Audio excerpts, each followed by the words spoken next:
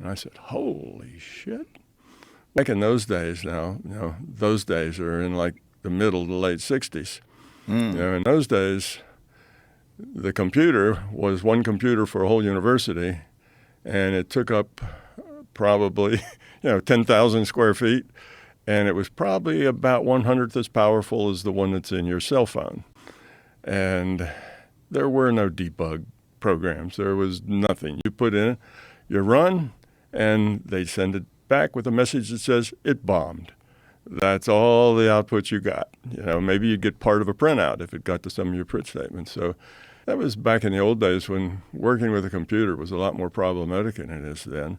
So I was just thinking about it. I'd had some things bomb and didn't know why, and I was searching through my card deck, if you can think back that far when computers were fed by punch cards.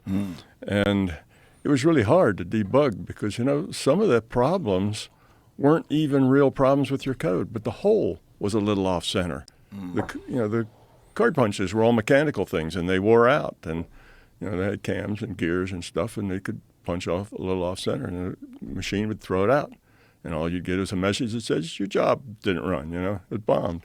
So I started thinking about it, and when I did, I saw in my mind, I saw this roll just like it's coming off a roll, and there was my programs coming down there. And then I saw one that was red. Most of them were black on white, like you'd expect. It's like looking at a printout. And it would go through my card deck, and I'd see one with red, and I'd stop it, and I'd look at it and noted it. And then I'd find the next one. I found like 3 or 4 of them.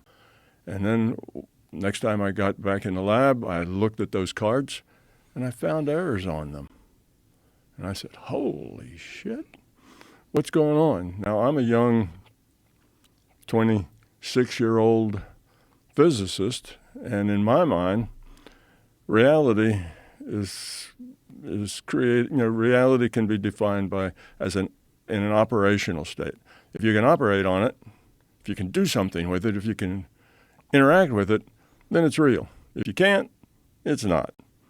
And that's, of course, a materialist viewpoint, that material stuff is real. Stuff that's not material is either not real or irrelevant because you can't interact with it. So what's the point?